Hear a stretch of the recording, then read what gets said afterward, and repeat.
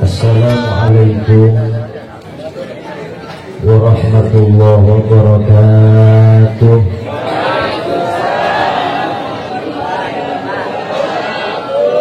Bismillah walhamdulillah wassalatu wassalamu ala rasulillah Muhammad bin Abdillah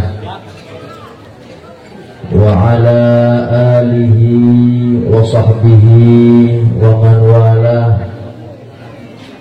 wa la hawla wa la quwwata illa billah.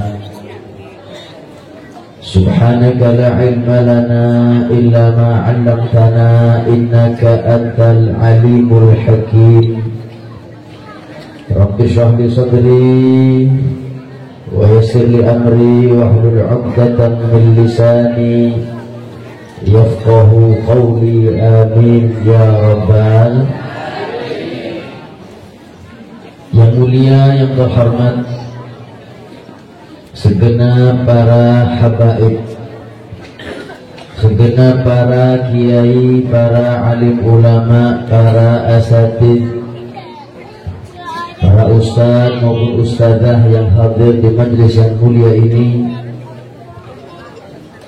Wa nakhusu bidzikri, khususnya kepada yang pertama Mudirul Ma'had Hidayatul Talibin, guru kita semua, Kiai Al-Ustadz Ali,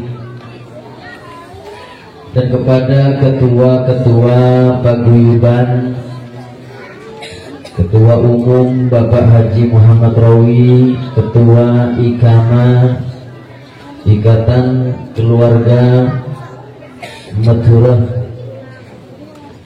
Bapak Syahril Fauzi, dan kepada DPW Provinsi Banten Bapak Haji Usmar dan Sekjen IKAMA Bapak Syahril Fauzi, dan kepada Ketua IKAMA Serang Bapak Haji Naki, dan Ketua IKKMS Bapak Haji Syakiruddin, dan Ketua Ijma Ustadz Yadi Suadi, dan Ketua Al-Barakah Bapak Tajib, dan Ketua Al-Wasilah Bapak Romli, Ketua Yasinan Al-Khidmah Bapak Haji Mursyid, dan semua para tokoh-tokoh masyarakat yang hadir, yang tidak bisa saya sebutkan satu persatu nama mereka, tidak mengurangi rasa hormat, rasa ta'zim, rasa mahabbah kami kepada mereka.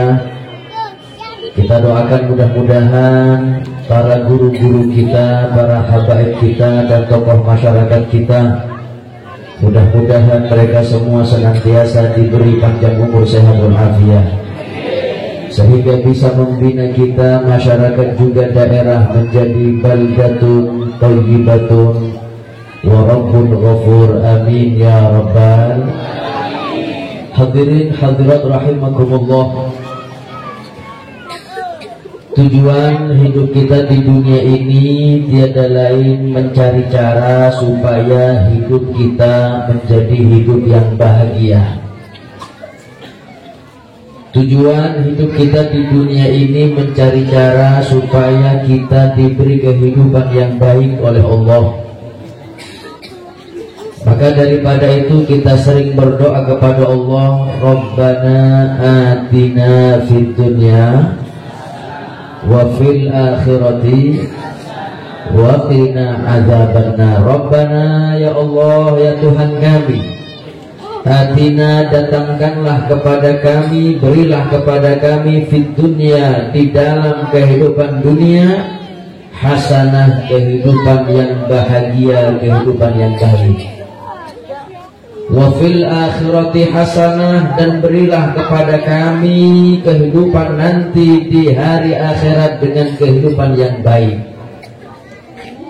Ulama sepakat kebaikan yang ada di akhirat yaitu masuk surga, apalagi setelahnya wa qina adzabannar.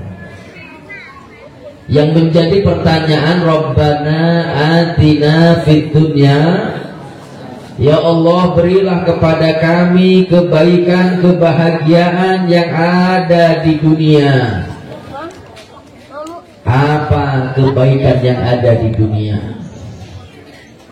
Masya Allah, kadang yang hadir ini kalau sudah doa Rabbana atina fid dunya hasanah, yang dibayangkan adalah toko baru. Kalau yang ustadz-ustadz yang hadir Rabbana atina fid dunya hasanah, yang dibayangkan adalah istri baru.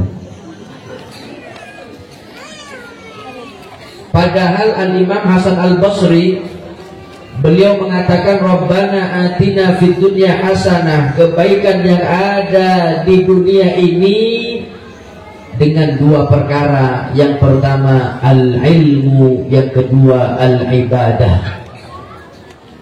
Kalau ingin hidup di dunia dengan hidup yang selamat, ingin hidup di dunia dengan hidup yang bahagia, yang pertama istiqomahlah, semangatlah untuk hadir di majlis, di tempat yang di situ ada ilmu agama. Innal anbiya'a lam yuwarrithu dinaran wala dirhama. Kata Nabi, sesungguhnya para nabi dan para rasul semenjak Nabi Adam, Nabi Nuh, Nabi Idris, bahkan sampai Nabi kita Muhammad, warisan para nabi bukan uang rupiah, bukan uang dolar. Warisan para nabi bukan rumah atau mobil mewah, bukan. Warisan para nabi bukan tanah yang berhektar-hektar, juga bukan. Wa innama warrathul ilma, hanya saja warisan para nabi dan para rasul yang bisa mengangkat derajat kita di dunia dan di akhirat tiada lain ilmu agama, yang alhamdulillah kita sama-sama mendapatkan ilmu di malam yang mulia ini. Alhamdulillah. Faman akhadahu faqad akhadha bihadzin wafir. Kata Nabi, siapapun yang semangat belajar ilmu agama, yang semangat hadir majlis ta'lim, maka mereka lah yang paling banyak mendapatkan warisan Nabi Muhammad sallallahu alaihi. Cuman minta maaf sebelumnya, umat Islam zaman sekarang kepada ilmu agama yang ini warisan Nabi Muhammad, naudzubillah, ilmu agama zaman sekarang dipandang dengan pandangan sebelah mata, naudzubillah. Orang akhir zaman sekarang ini pikirannya dunia, dunia, dunia. Padahal ilmu agama ini adalah warisan dari orang yang kita cintai, yaitu Nabi Muhammad. Kita masih kalah kepada orang non-muslim, hadirin. Orang non-muslim ini sangat memuliakan warisan dari orang yang mereka cintai. Saya pernah baca berita mungkin 20 tahun yang lalu. Ada satu berita di koran, ada penyanyi legendaris, artis terkenal orang Amerika. Ada yang pernah sampai Amerika? Ada pernah sampai? Sebelah timur tak akan hadir. Artis terkenal legendaris, agamanya kafir Nasrani. Artis ini meninggal dunia setelah dikubur, warisannya dilelang atau dijual. Mobil yang mewah dilelang, rumahnya dilelang, bahkan yang saya baca bukan hanya aset yang berharga yang dilelang dijual. Maaf, baju kaos yang dipakai nyanyi juga dilelang, bahkan dijual buka harga rupiahnya 3 miliar. Baju kaos bekas dilelang harga 3 miliar. Saya tanya yang hadir, baju kaos sampean harganya berapa? Kimun baju.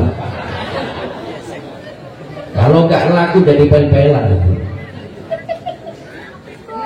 Ini kaos artis terkenal, agamanya kafir Nasrani, kaosnya dijual dengan harga 3 miliar. Habib, ada yang beli, jangan salah. Pencinta artis-artis, pencinta artis ini mengantri. Bahkan naudzubillah, kaos artis itu pada akhirnya laku dengan harga 6 miliar.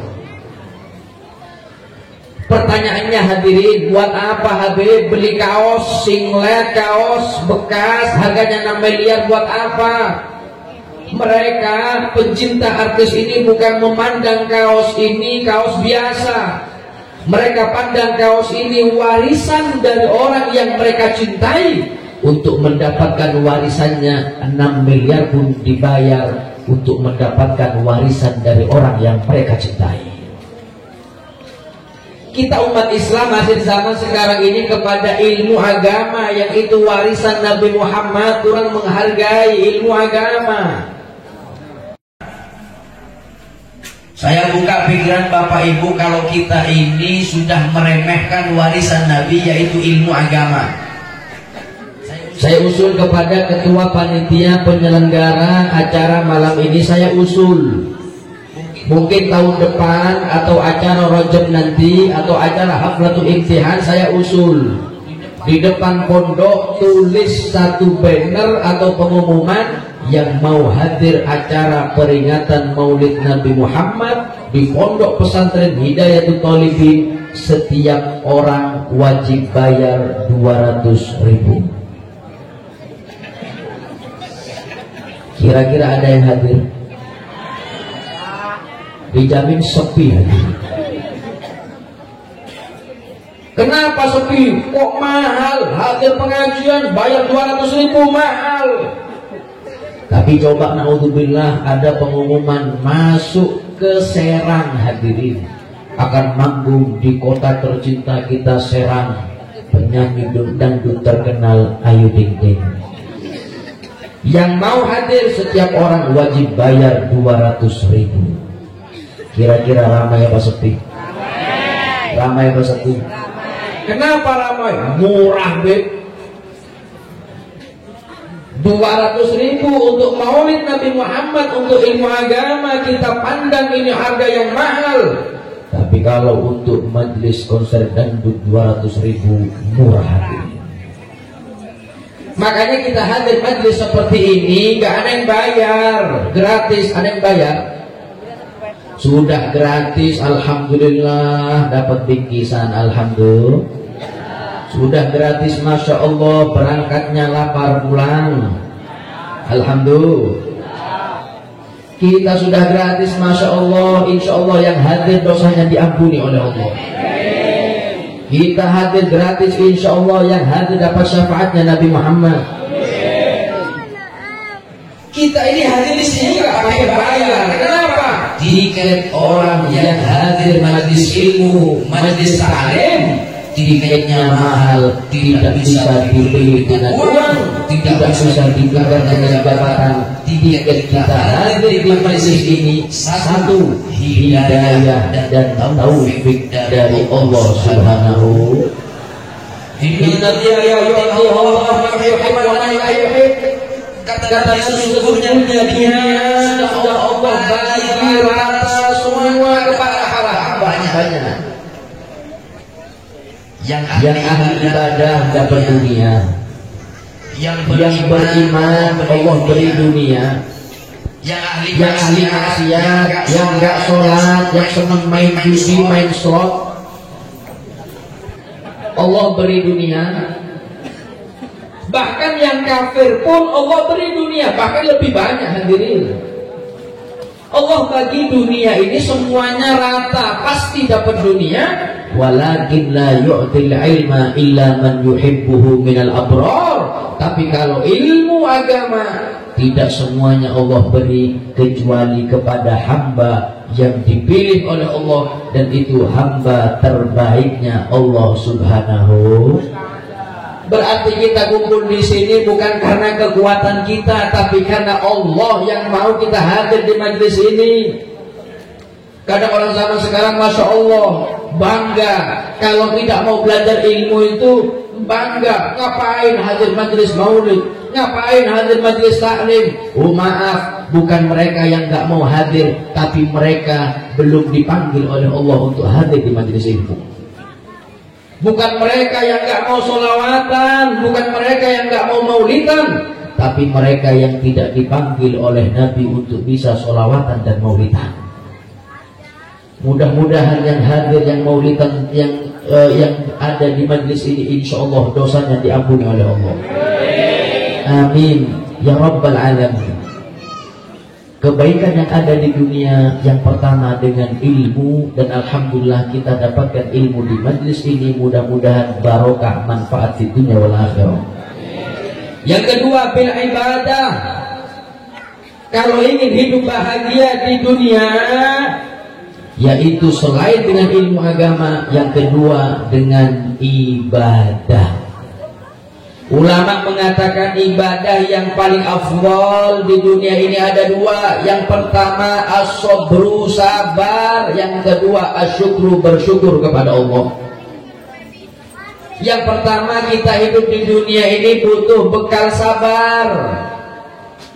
Kalau nggak punya bekal sabar, nggak bisa hidup. Sayyidina Ali bin Abi Thalib beliau mengatakan as-sabru bimanzilatil iman karroksi minal jasad. Posisi kesabaran di dalam iman kepada Allah sama dengan posisi kepala di tubuh manusia. La hayata liman la ra'salah. Siapa bisa hidup hadirin meskipun tangannya lengkap, kakinya lengkap, tapi gak punya kepala, gak bisa hidup. Sama dengan iman kita, la imana liman la sabrolah. Tidak bisa dikatakan iman kita kuat kalau hidup di dunia tidak punya bekal kesabaran. Alhamdulillah. Mudah-mudahan yang hadir menjadi hamba yang sabar. Kita ini sabar adalah modal. Kita melaksanakan ibadah butuh sabar. Sholat 5 waktu butuh sabar. Apalagi sholat subuh. Sampai-sampai dalam adzan ada lafaz as-sholatu khairun. Kita puasa Ramadan butuh sabar. Kita membayar zakat butuh sabar. Kita berkumpul di majelis ini hadirin, ini ibadah. Kita sholawatan, kita maulidan, mendengarkan Al-Quran dilantunkan, membaca Al-Quran, belajar ilmu agama. Ini semuanya ibadah. Kita kumpul di majelis ini mulai jam berapa tadi? Jam 8? Jam 8. Ada yang ngomong ba'dal maghrib, sekarang sudah hampir jam 11. Hampir jam 12. Masya Allah, 3 jam lebih kita duduk di majelis ini sabar. Meskipun saya perhatikan ibu-ibu sudah ganti posisi duduknya berapa kali hari. Asela muncul, asela boleh nih, muncul boleh nih, payah-payahnya nih. Tapi sabar, gak ada yang pulang untuk Nabi Muhammad, untuk ibadah. Kata Abdullah bin Abbas, siapapun yang sabar ibadah kepada Allah, jangan khawatir, derajat kita nanti akan dinaikkan oleh Allah sebanyak 300 derajat. Amin Allahumma. Menjauh dari maksiat juga butuh sabar. Berjudi itu haram, kita sabar menjauh dari perjudian. Zina itu haram, kita sabar menjauh dari perzinahan. Kita tahu berkata bohong hukumnya haram, berdosa. Kita tahu hukumnya buka aib tetangga. Asan-asan tetangga hukum mana Pak? Makanya yang laki-laki jangan senang buka aib tetangga. Mondek bini dengan asan-asan ampun hobi kibaan lahir nanti. Kadang ibu-ibu kalau sudah enggak rasa-rasan, enggak buka aib tetangga, Masya Allah sehari enggak gosip, Masya Allah langsung pusing kepalanya. Kalau sudah buka aib tetangga sekali sehari, Masya Allah langsung sehat walafiat. Kita menjauh dari maksiat butuh sabar.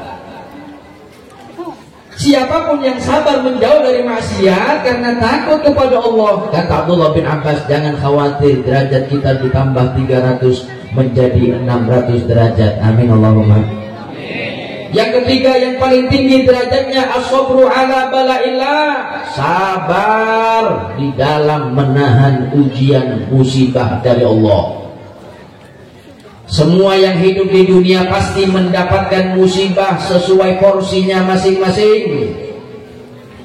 Ada musibah yang langsung turun dari Allah, musibah bencana alam, gempa bumi, banjir, tsunami, bahkan wabah penyakit. Ini semuanya langsung dari Allah. Mudah-mudahan yang hadir sehat walafiat. Yang punya penyakit diangkat penyakitnya oleh Allah. Ada musibah yang kedua, hakikatnya musibah ini dari Allah, tapi melalui perantara manusia. Ini yang hampir tiap hari kita dapatkan musibah yang kedua ini hadirin. Bagaimana contohnya Habib? Banyak. Kita punya teman buka aib kita, itu musibah untuk kita. Kita punya teman iri kepada kita, itu musibah untuk kita. Kita punya teman, dia terus cari masalah dengan kita, padahal kita nggak pernah cari masalah, itu musibah untuk kita. Resiko hidup di dunia, pasti ada yang suka kepada kita, pasti pula ada yang tak suka kepada kita. Setuju? Nggak bisa kita buat satu tak-takan semuanya si cinta kepada kita, mustahil. Pasti ada yang suka kepada kita, pasti pula ada yang tak suka kepada kita. Jangankan kita hadirin, Lihat kita punya Nabi Muhammad, kurang mulia apa Nabi? Nggak pernah maksiat, nggak pernah berbuat dosa. Rasulullah nggak pernah berbuat dosa, masih ibadah kepada Allah, sholat hatta tawarromat qadamah, sampai kaki Nabi Muhammad bengkak hadirin dari sangat banyak rakaat sholat Nabi. Masya Allah, Nabi Muhammad istimewa, nggak punya dosa, sholat sampai kakinya bengkak. Orang Serang Banten ini Masya Allah lebih hebat, belum sholat kakinya bengkak duluan aja.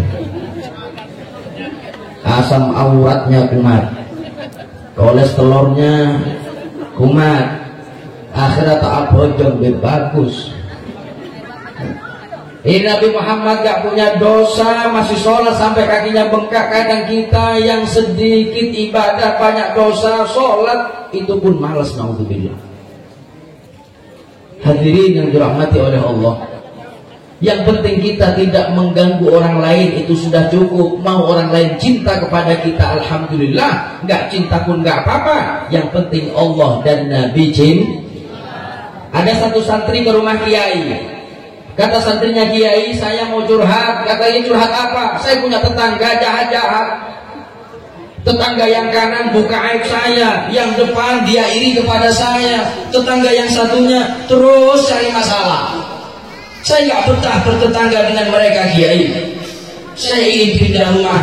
Mungkin kiai ada pandangan tanah kosong, saya akan beli tanah itu dengan satu syarat.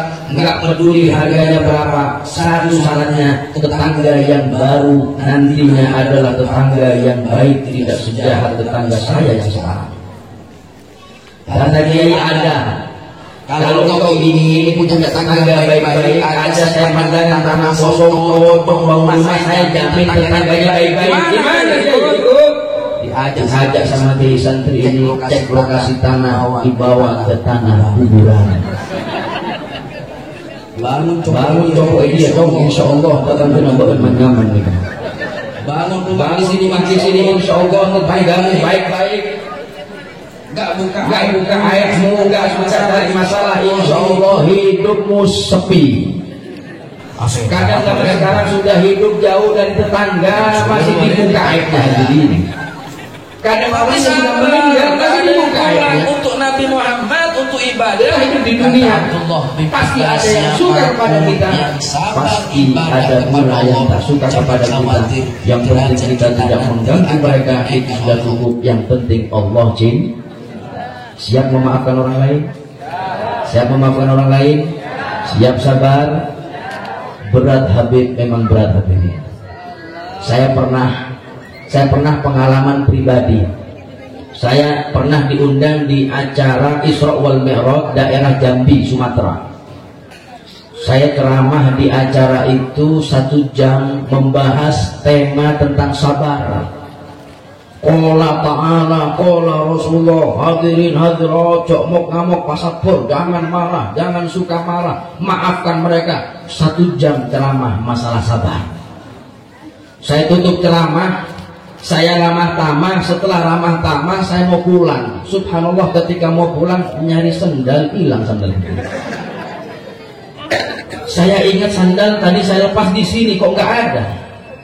Saya prasangka baik, biasanya panitia.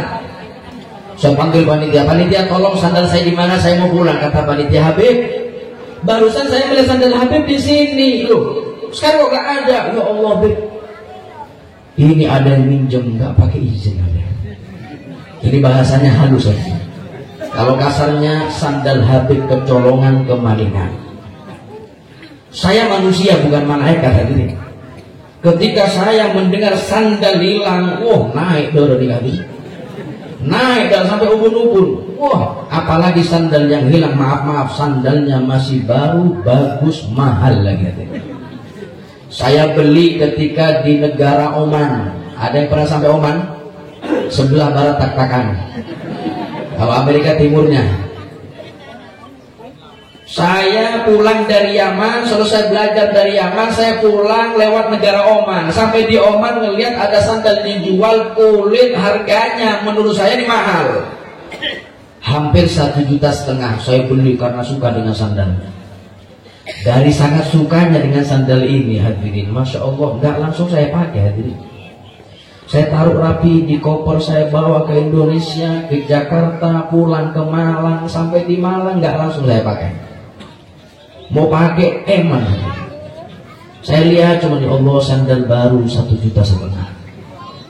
Sebulan, 2 bulan, 3 bulan, ada panitia nelpon, Habib, tanggal sekian Habib kosong atau tidak? Kalau kosong, Habib yang ngisi ceramah, acara Isra wal Mi'raj, acara yang hadir ribuan.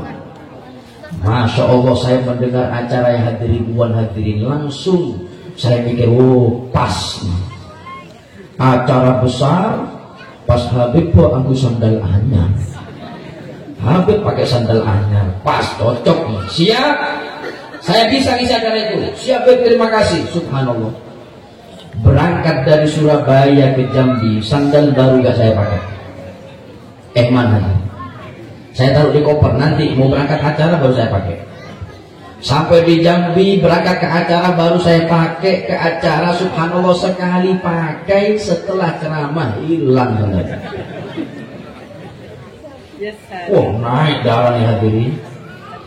Panitia sudah gak enak, minta maaf Beb, minta maaf, tapi saya nggak bisa marah. Nah, kenapa Beb nggak bisa marah? Padahal sandal yang hilang mahal, nggak bisa. Kenapa? Karena tadi ceramah 1 jam bahas masalah sabar. Akhirnya pura-pura senyum. Kata saya, oh tak pernah panik. Biasa malah baru karena Habib. Biasa, padahal hati saya, ya Allah, panas hati. Mau bahasa makin sakitnya tuh di sini. Tapi saya usaha, ya Allah, beri saya kesabaran, ikhlas ya Allah, beri saya paksa, saya paksa. Memang ibadah itu butuh paksaan. Nggak bisa terus minta doa kiai, doakan saya jadi orang istiqomah ibadah. Kalau tidak dipaksa dari dirinya, nggak mungkin bisa sampai mati. Doakan kiai saya jadi orang yang baik. Kalau nggak dipaksa baik, nggak bisa sampai mati. Saya paksa diri saya ini punya sabar, saya paksa, alhamdulillah diberi sabar dan ikhlas oleh Allah. Kata saya, sudah panitia sudah takdirnya hilang, selesai. Panitia nggak enak, kata panitia, Habib duduk 15 menit, paling lama setengah jam. Tuh, sampai mau kemana? Saya mau tanggung jawab, Habib. Saya mau pergi ke toko, saya akan ganti sandal Habib dengan sandal yang baru. Saya ngomong dalam hati, ya Allah, barokah sabar. Kata saya, kalau memang sandal baru, antara setengah jam, 4 jam yang dosa. 4 jam saya tunggu. Siap, berangkat panitia hadirin, beli sandal baru, setengah jam kemudian datang dengan membawa sandal baru. Habib, sandal baru ini Habib, untuk Habib. Dilihat memang sandal baru, tapi sandal baru, sandal jepit warna kuning. Saya masih ingat mereknya Swallow. Kata saya, Allah, sandal 1,5 juta turun 15.000 ya Allah. Saya bilang kepada panitia, penistaan agama saya. Daripada saya pulang nggak sendalan, ya sudah saya pakai sandal jepit warna kuning Swallow saya pakai. Apes lagi, kenapa apesnya? Lewat depan ibu-ibu. Ibu-ibu kalau sudah buka aib nggak mandang hati lagi. Saya lewat depan ibu-ibu pakai sandal itu, terus ada satu ibu ngomong, ya Allah, Beb, Habibnya ganteng tapi sandalnya jepit. Saya sabar hadirin, nggak apa-apa sudah. Saya pulang ke penginapan, saya lepas sandal baru yang jepit itu, saya masuk ke dalam penginapan, saya istirahat, saya sholat isya. Setelah isya mau berangkat acara selanjutnya, subhanallah, keluar dari penginapan, mau pakai sandal jepit yang baru, sandal jepit baru itu hilang lagi.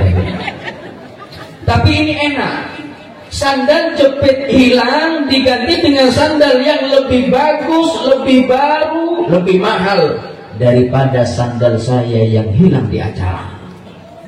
Saya nggak berani pakai. Saya tanya, ini siapa yang ngasih sandal? Satu orang katakan, ini dia tahu sandal Habib hilang di acara, diganti dengan sandal yang lebih bagus ini. Saya mikir, ya Allah, seumpama saya marah diuji sandal hilang di acara, saya marah, nggak mungkin diganti yang lebih bagus oleh Allah. Saya langsung syukur hati, ya Allah, barokah sabar ini hikmahnya ya Allah. Memang hikmahnya lebih manis daripada sampai-sampai saya ngomong, ya Allah, kalau hikmahnya seperti ini sering-sering hilang gak apa-apa ya. Sandal saya harus hilang. Tadi dia, saya nggak elang mana dia, larang ini ya. Yang ngambil kepleset ya Pak. As-sabru kasibri fi madakihi, kata ulama, sabar itu nggak gampang. Sabar itu memang pahit rasanya hadirin, walakin awaqibuhu ahla minal asali. Tapi kalau kita bisa sabar, maka hikmah yang Allah berikan lebih indah, lebih manis daripada manisnya Mudah-mudahan yang hadir menjadi orang yang sabar. Amin Allahumma. Yang kedua, kalau ingin hidup di dunia dengan ibadah, yang pertama sabar, yang kedua syukur. Kapanpun dan berapapun kita mendapatkan nikmat, maka bersyukur, ucapkan alhamdulillah. Kalau kita sadar semua nikmat ini dari Allah, gak ada ceritanya nikmat yang kecil, semuanya berharga mahal. Saya pernah diundang di daerah Kalimantan Selatan. Setelah ceramah bertemu dengan satu orang kaya, bos batu bara. Rumahnya hadirin, rumahnya total luas tanahnya 1 hektar. Punya mobil 70 lebih, paling murah mobil Pajero Fortuner. Itu pun dipakai ke tambang batu bara. Mobil lainnya, Masya Allah, ada yang harganya 4M, ada yang 10M, bahkan satu mobilnya ada yang harga 50M. Kaya. Saya ketemu dengan orangnya setelah ceramah, Masya Allah. Saya perhatikan orang kaya ini pakai cincin kanan, tangan kanan 2 cincin, tangan kiri 2 cincin. Semua cincinnya bukan cincin emas, tapi cincin permata berlian. Saya tanya, Pak Haji, cincin sampean berlian, betul berapa harganya? Kata Pak Haji, yang jari manis murah. Saya beli kemarin ini harga 2,5 miliar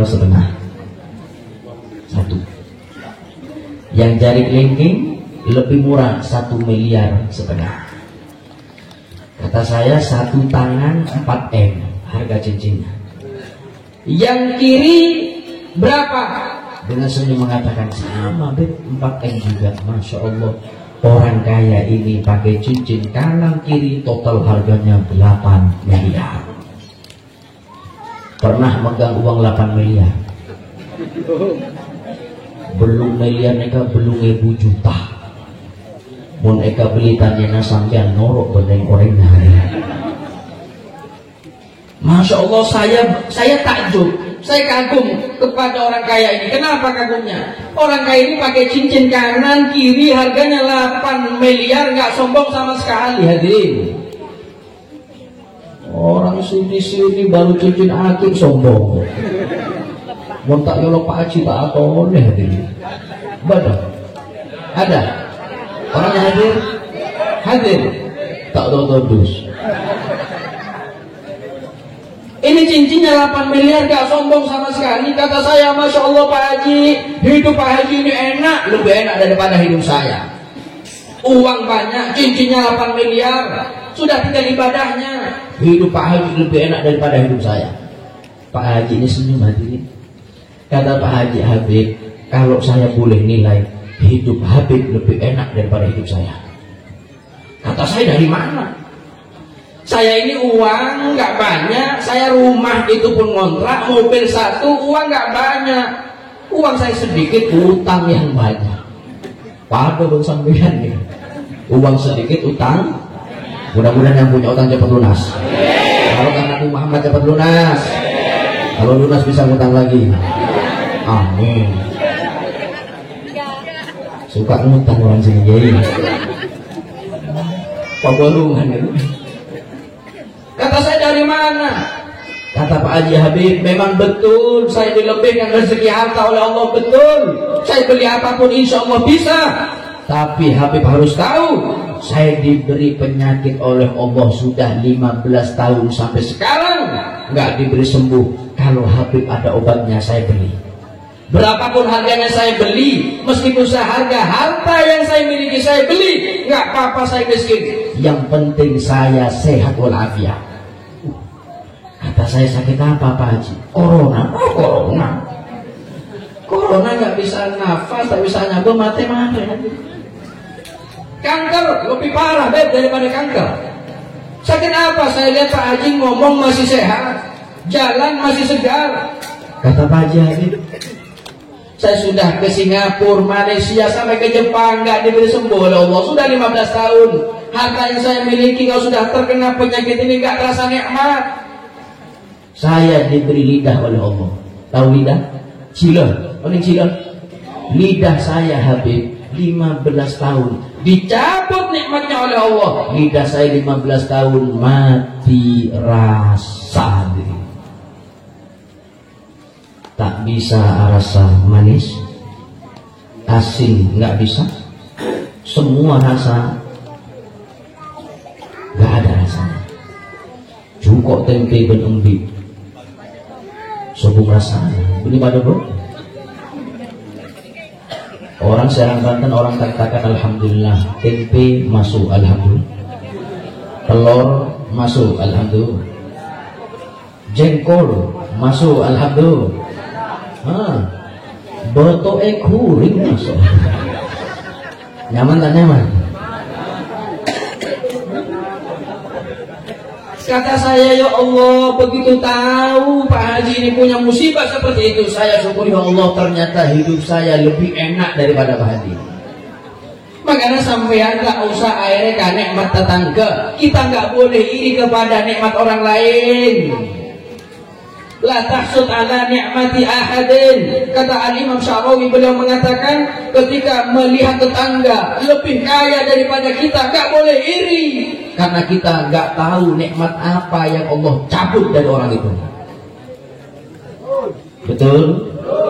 Banyak orang kaya kadang pakai mobil mewah dengan rumah mewah, enak hidupnya, belum tentu kadang diuji oleh anaknya. Anaknya satu masuk penjara narkoba, ada apa tidak? Satunya curanmor, ada apa tidak? Kita alhamdulillah, saya tak pakai soki. Kita alhamdulillah meskipun gak begitu kaya, alhamdulillah hadirin punya anak pondok pesantren, alhamdulillah. Kita punya anak hafal Al-Quran, alhamdulillah. Nggak sedikit orang kaya dengan mobil mewah, rumah mewah, kadang nikah bertahun-tahun nggak diberi keturunan. Ada apa tidak? Ini yang hadir, anaknya berapa? Bertahun abu dulu terus hadir. Abalapan bergojengnya. Nikmat, banyak anak banyak rezeki.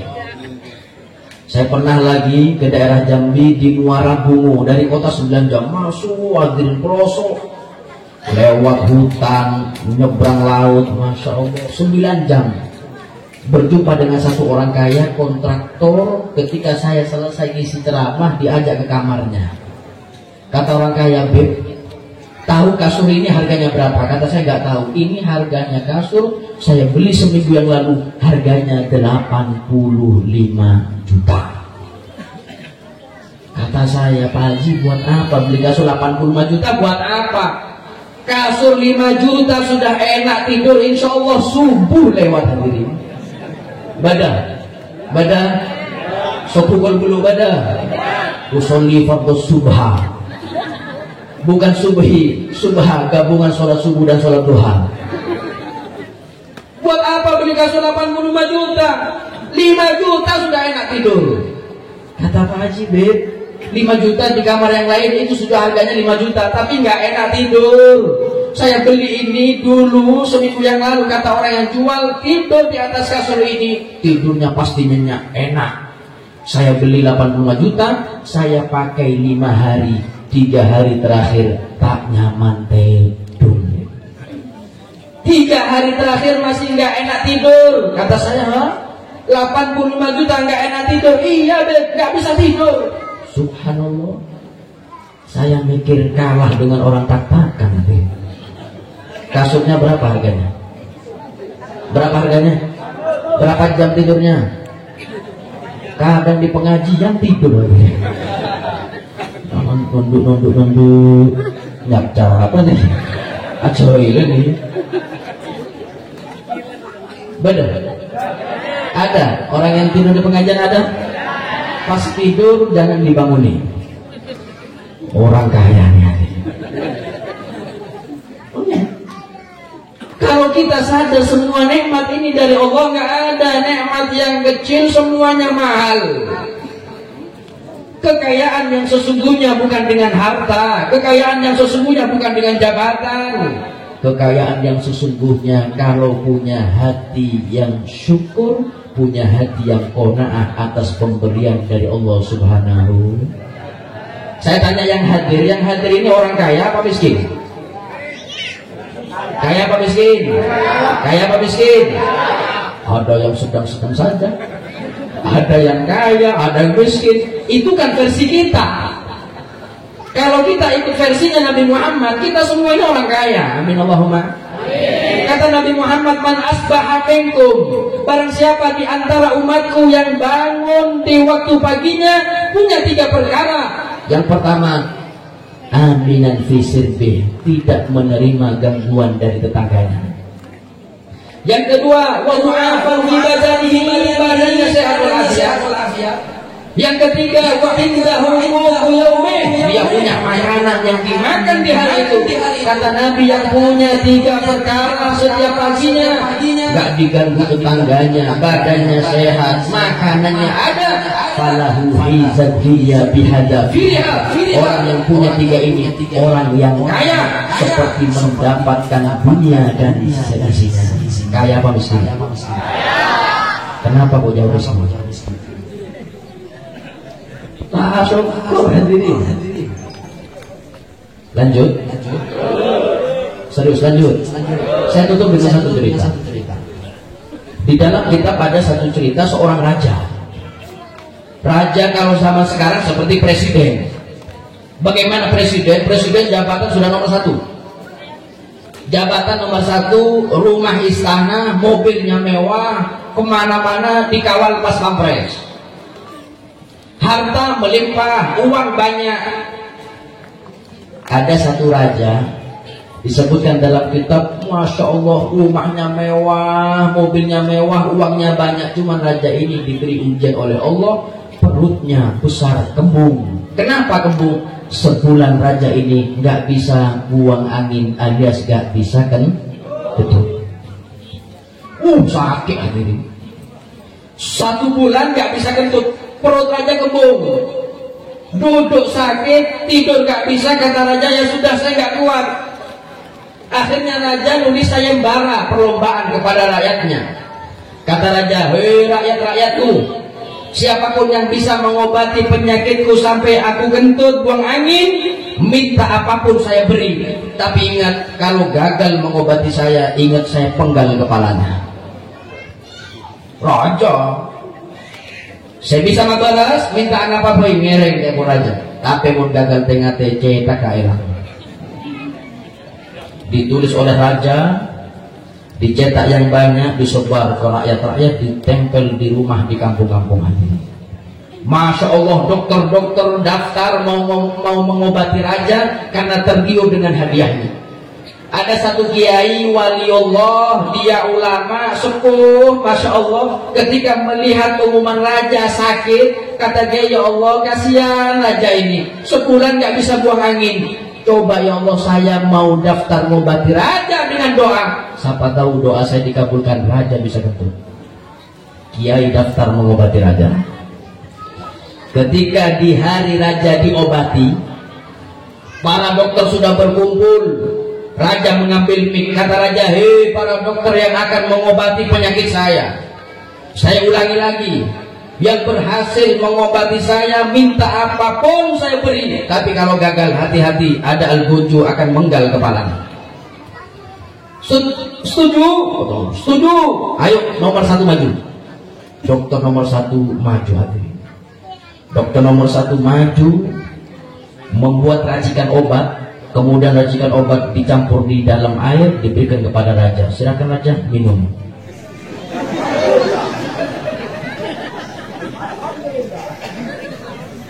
berkah. Setelah diminum kata raja, hari ini Allah sembuh. Kata raja, saya nggak mau hari ini, saya tunggu. Nggak bisa hati-hati. Setelah diminum oleh raja 10 menit, nggak bisa tentu. Gagal. Langsung Al-Ujum mengambil pedang, mati. Nomor dua sudah menyiapkan obat diberikan kepada raja. Diminum sama raja. Tunggu 10 menit. Gagal.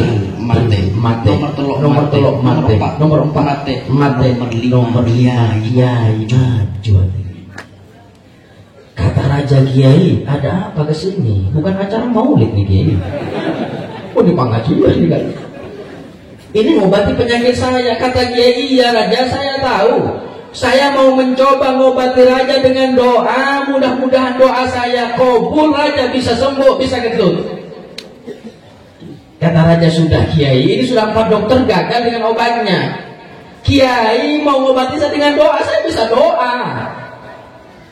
Sudah gagalkan niat Kiai, saya takut gagal ngobati saya. Akhirnya Kiai saya penggal kepalanya. Sudah gagal. Kata Kiai, enggak raja, saya mau ngobati raja karena tergiur dengan hadiahnya. Kata raja, Kiai mau hadiah apa? Kiai kalau bisa ngobati saya mau hadiah apa? Mau mobil, ambil nanti mobilnya. Mau rumah, silahkan, minta apapun saya beri. Kata Kiai pintar hadirin. Kata Kiai, saya nggak minta apa-apa raja, cuma saya minta satu. Kalau nanti saya doakan raja sembuh bisa kentut, saya minta satu. Saya minta jadi raja turun jadi rakyat. Kata raja, pintar. Bomontak kentut tadi Kiai. Kata raja, berat ini Kiai. Kalau gini gimana Kiai? Kiai nanti berhasil mengobati saya. Kalau berhasil separuh harta saya ambil. Kata Kiai, nggak mau.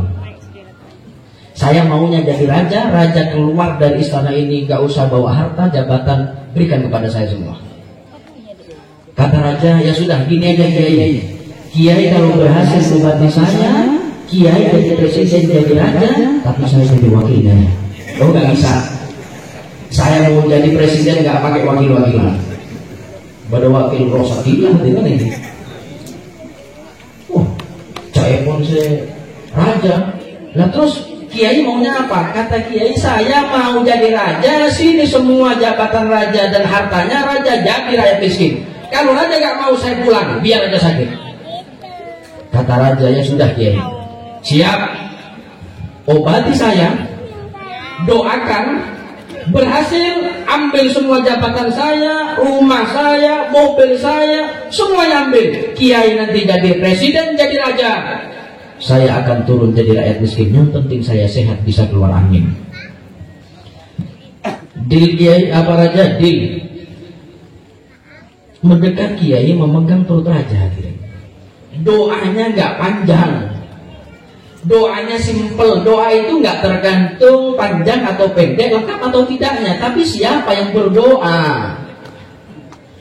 Kadang Kiai doa Rabbana atina fid dunya hasanah wa fil akhirati hasanah wa qina adzabannar qabul. Kita kadang sampai ngapok tak kubul-kubul. Kadang 10 menit doa nggak kubul-kubul. Doa bukan lengkap atau tidaknya, panjang atau pendeknya, tapi siapa yang berdoa. Kiai memegang perut raja, berdoa kepada Allah. Doanya seperti anak curhat kepada ayahnya. Kata Kiai, Allah, nggak pakai alhamdulillah, Allahumma sholli. Langsung mau sampai jenero. Tambah 5 lagi katmu saja. Orang acor ya. Kata Kiai, ya Allah, kasihan raja ini Allah, perutnya sudah sebulan nggak bisa buang angin, tolong sembuhkan ya Allah. Setelah doa itu perut raja dipukul oleh Kiai. Subhanallah. Kata Kiai, tunggu raja 10 menit, insya Allah bisa kentut. Ditunggu oleh raja 10 menit. Berjalan waktu dapat 5 menit, belum bisa kentut. Ustadz Kiai diingatkan, Ustadz, sudah 5 menit belum bisa kentut. Siap. Raja, sisa 5 menit lagi. Berjalan waktu 8 menit, sisa 2 menit. Ustaz, kurang 2 menit Ustaz. Al-Gujo, tolong letakkan pedang di lehernya. Oh, Ustaznya keringetan hadirin. Kata Ustaz, ya Allah, kurang 2 menit ya Allah. Wah, ini kalau lolos, lanjutan nih ya Allah. Langsung Ustaz mengangkat tangannya, ya Allah, sembuhkan penyakit raja, beri dia kesembuhan, bismillah. Dipukul lagi perutnya, subhanallah. Doa yang kedua dikabulkan oleh Allah, raja langsung bisa akan tobat. Bayangkan sebulan gak kentut terus akan tobat. Jedul ini, jedul ini. Oh, raja setelah bisa kentut buang angin, senang, bahagia, sembuh, rakyat dikumpulkan. Kata raja, hei rakyat, saya sudah berjanji yang berhasil mengobati saya, minta apapun saya beri. Ini Ustadz berhasil mengobati saya, Ustadz minta dia jadi raja, saya diminta untuk turun jadi rakyat jelata, rakyat miskin. Mulai sekarang saya umumkan, jabatan presiden saya, mobil mewah saya, rumah istana, uang yang banyak, rakyat yang banyak, saya serahkan kepada Pak Ustadz. Silahkan Pak Kiai, Pak Ustadz, panjenengan sekarang jadi raja, jadi presiden. Apa kata Kiai? Maaf Raja, sebenarnya saya nggak mau jadi presiden. Tadi sampai maksa jadi raja, kok sekarang sudah jadi nggak mau. Apa kata Ustadz? Ini dengarkan sendiri. Kata Kiai, raja, saya masih punya harga diri. Meskipun saya bisa ngobati raja sampai bisa buang angin, maaf, saya nggak bisa dan tidak mau diberi upah bayaran harta yang hanya seharga kentut. Maksudnya gimana? Jabatan presiden raja, istana raja, mobil raja, harta semuanya cuman seharga kentut raja. Ngamuk raja, jangan macam sama Ustaz. Jangan macam-macam, ini istana miliaran, mobil keluaran 2030 belum keluar sekarang. Saya cuma yang bilang cuma seharga kentut. Raja, tadi raja ketika saya tanya, raja rela mengorbankan, memberikan kepada saya, hartanya, mobilnya, untuk apa? Kata raja, ya untuk bisa kentut Pak Ustaz. Cukup raja. Berarti harta dan jabatan raja hanya seharga kentut. Berarti kentut sampean lebih larang daripada mobil. Setuju. Makanya saya bingung, kalau zaman sekarang ada orang rebutan jabatan, berarti rebutan. Paham? Kalau ada satu saudara suasana harta warisan, berarti saling rebutan dan benar. Yang hadir ada yang minta kentut. Ini kan saya dulu pengalaman. Saya dulu amal tobat. Saya tanya, kalau ada orang rebutan kentut, ini waras apa gila? Gila. Banyak orang gila. Para hadirin, para orang gila di rahmatan Allah. Bukan lagi. Emang tuh kalau saya Penggalan, di Penggalan ada rebutan kepala desa kalebun sampai acarok bunuh-membunuh. Berarti acarok arabuan. Paham? Nekat ibu Pak Lekor, saya tahu rakit banyak saya rebutan kok misalnya. Tengah ini, silahkan jabatan. Kata Nabi Muhammad SAW, hati-hati dengan jabatan. Innakum latahrisuna 'alal imarah. Kata Nabi, kalian semua nanti akan saling tamak, saling sikut dan saling sikur untuk mendapatkan kepemimpinan. Tapi kata Nabi, wa innaha satakunu nadamatan yaumal qiyamah. Tapi hati-hati, yang direbutkan jabatannya nanti akan menjadi penyesalan di hari kiamat. Na'udzubillah. Malam saya hadir selamat satu jemaah. Larang bentuk hadirin. Tapi ingat, cerita ini terus bukan kentut sembarangan. Pulang dari majelis, bareng temennya terus kentut. Kata temennya kurang ajar kentut sembarangan. Kata yang kentut, udah dengar ceramahnya Habib Umar tadi, larang nih gak boleh larang itu. Kentut anugerah, nikmat. Saya tanya, ini ibu-ibu khususnya, bagi yang melahirkan dengan sesar, setelah melahirkan, setelah operasi, pertanyaan pertama dokter, sudah kentut apa belum? Betul? Berarti mun akentuk saya, mun tak akentuk saya. Sudahkah kita bersyukur setelah kentut? Oh, ada. Ini kan yang mana kentut barokah. Mudah-mudahan yang hadir insya Allah panjang umur sehat walafiat. Amin ya rabbal alamin. Lanjut. Ilmu, syukur, sabar. Mudah-mudahan yang hadir ilmunya barokah, ilmunya manfaat, menjadi orang yang sabar dan insya Allah menjauh dari maksiat dan insya Allah jadi orang yang syukur. Amin Allahumma. Lanjut. Sampean enak. Lanjut. Akan cocok. Kau udah saya acor ring saya ceramah saya akan ring nikah pas kosong. Main poteh ada agamian dia tu. Panitia ni baru rumah. Terlalu dia. Doakan mudah-mudahan dosa panitia diampuni oleh Allah. Punya bodoh cocok dan nyaman. Kan lagi lemper nyaman itu. 2 jam bismillah. Berhubung kosongan cukup sekian sampai di sini. Enggak usah. Apa ngampun kan? Aku aja. Coba masuk hati kan ini bercanda. Jangan dimasukkan hati, pak masuk ke kresek sampai ke mobil. Malah bermanfaat, mudah-mudahan manfaat, barokah, amin ya rabbal alamin. Wassallallahu ala sayyidina Muhammadin wa ala alihi washabihi wasallam. Alhamdulillahi rabbil alamin. Al-Fatihah.